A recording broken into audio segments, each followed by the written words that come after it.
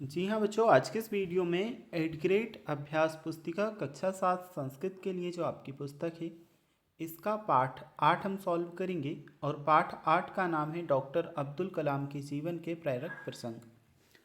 इस पाठ में दिए गए सभी प्रश्नों का उत्तर विथ कंप्लीट सॉल्यूशन आपको एक्सप्लेनेशन के साथ में बताया जाएगा। तो कोई भी प्रश्न आपको सॉल्व करना हो आप इस वीडियो को देख करके आसानी से कर सकते हो। यह आपकी 8th ग्रेड अभ्यास पुस्तिका का लेसन 8 यानी कि पाठ 8 है, डॉक्टर अब्दुल कलाम के जीवन के प्रेरक प्रसंग। तो बच्चों, इसमें सबसे पहले आपको बहुविकल्पीय टाइप के प्रश्न दिए हैं और प्रश्न क्रमांक 1 में हमसे पूछा है पुण्यभूमि सामासिक पद है। ऑप्शन में हमें ABCD 4 ऑप्शंस दिए गए हैं।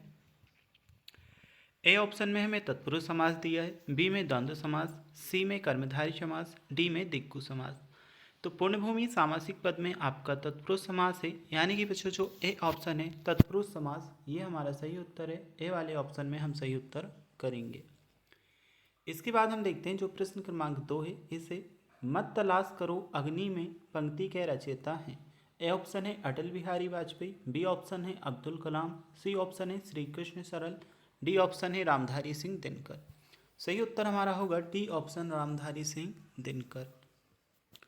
नेक्स्ट हम देखते हैं जो तीसरा प्रश्न है, मिसाइल का उपयोग होता है। ए ऑप्शन है पढ़ाई में, बी ऑप्शन है भोजन में, सी ऑप्शन है कविता, डी ऑप्शन है युद्ध में।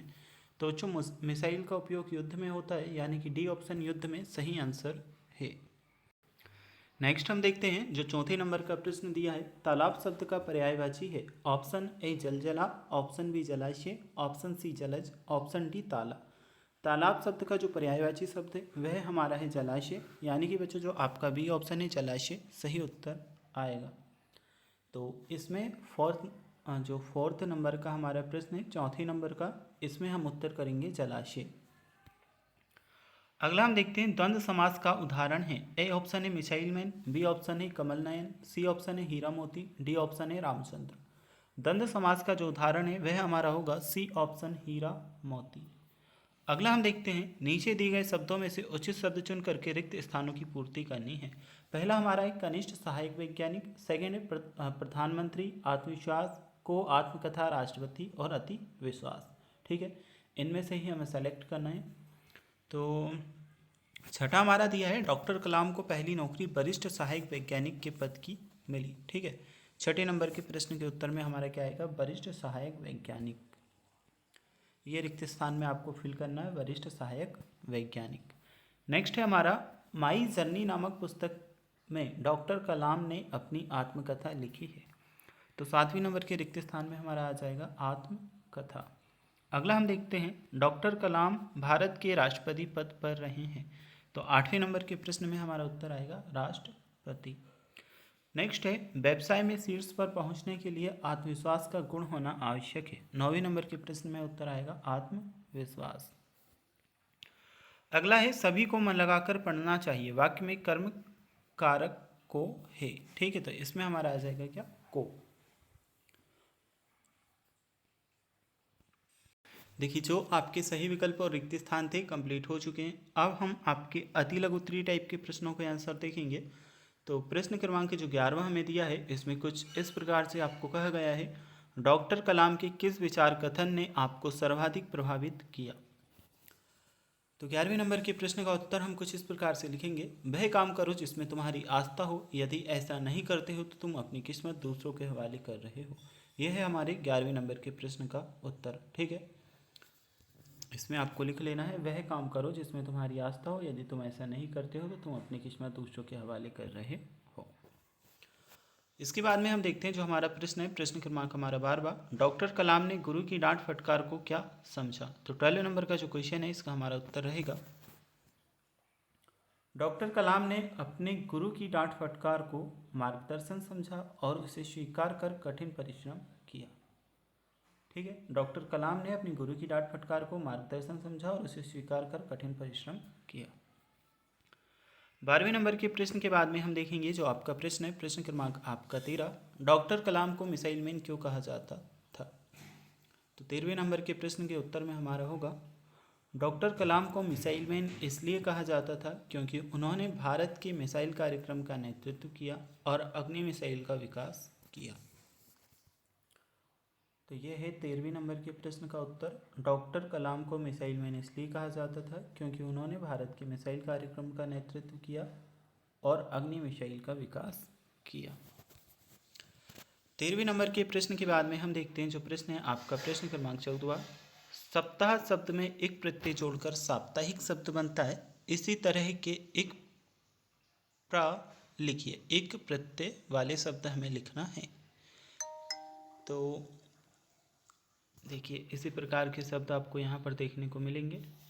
जैसे कि पहला हमने लिखा मासिक, मास प्लस एक मासिक। सेकंड हमने लिखा दैनिक, दिन प्लस एक दैनिक। तीसरा हमने लिखा पत्रिक, पत्र प्लस एक पत्रिक। और आखिरी हमने लिखा वार्षिक, वर्ष प्लस एक वार्षिक।